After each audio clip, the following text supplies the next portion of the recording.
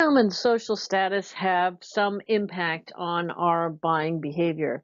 You would think that income would have a huge impact, but it isn't always income that drives us to buy. And some people have said to me, well, if you don't have the income, you can't make the purchase. But that's not necessarily accurate. When people really want to make a purchase, believe me, they'll find a way. So income isn't always tied, and social status isn't always tied to our decision to buy, but they can definitely impact our decision to buy. Warren Buffett is a good example of somebody who has both income and social status.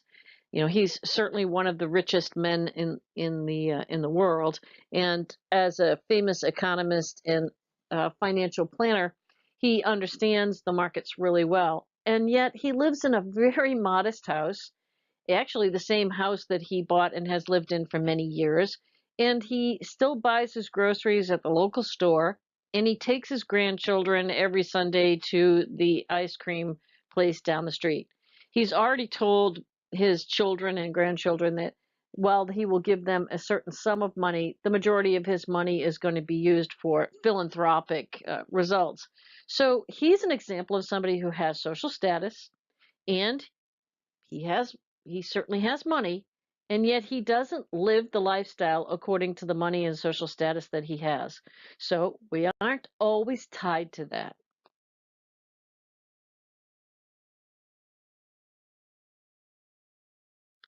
There are some standard things that all of us pretty much experience when it comes to money, and the first is cost.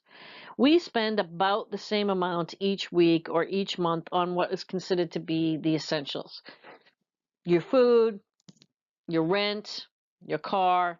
Those things typically don't vary very much. Now, what's left over at the end after you've paid all the essentials is what's called discretionary income. And that, my friends, that is what most marketers are fighting to get their hands on, that discretionary income.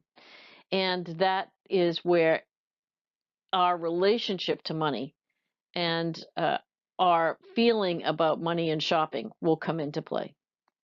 You grow up in the same family does not necessarily mean you have the same overall relationship with money.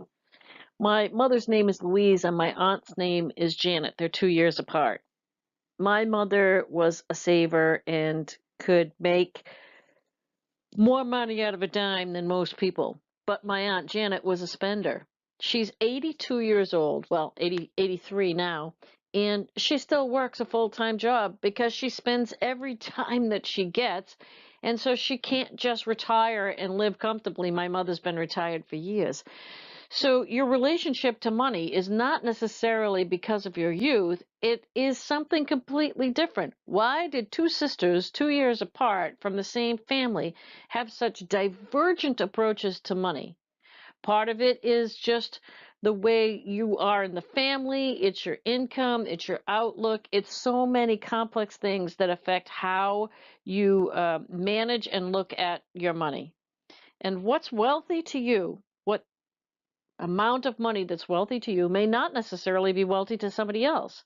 So you may think $100,000 a year is a lot of money. Somebody else may think that it's not even close to enough.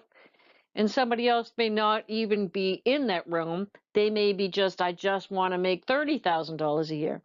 So what's wealthy to you and what you think is, a lot of money are not the same.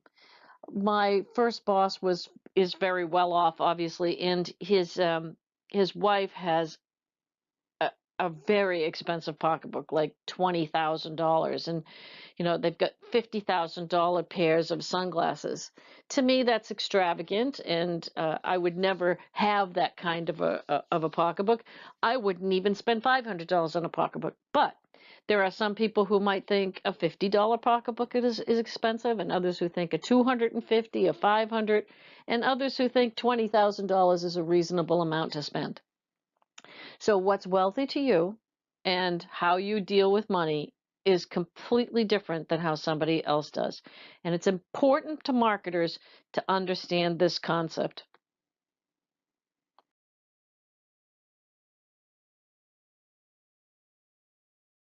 This is an interesting concept as well. Is money saving and spending cultural, Are there some cultures that save more money and some that spend more money? Well, we know for a fact that the Japanese culture is a saving culture, and they save more money than any other culture on the planet. So do social class, income, occupation, background, is this what ties the concept of money together?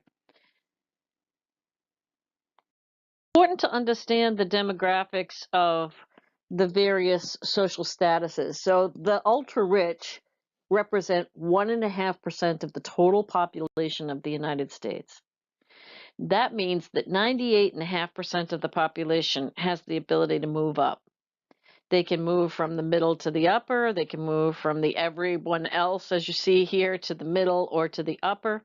And because the ultra rich, that top 1.5%, only have 1.6 children, less than the full two, people from that middle and upper middle class have to move up. If they don't, then the upper class is eventually going to become smaller and smaller.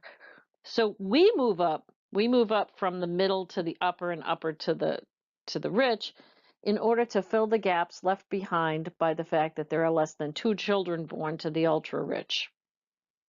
And remember, 98.5% of the population has the ability to move social statuses.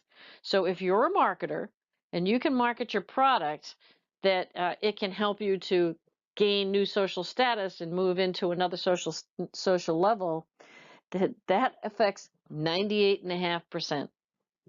So you give it to the rich, and you hope that the rich tell the rest of the people in the world that if you have this product, it shows that you're well off.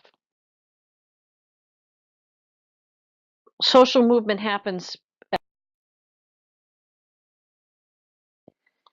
Social mobility.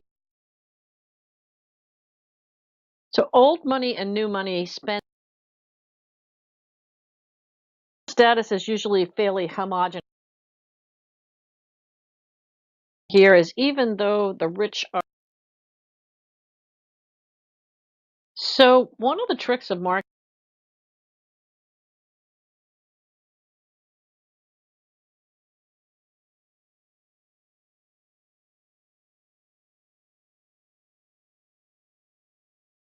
There are two pieces of information on this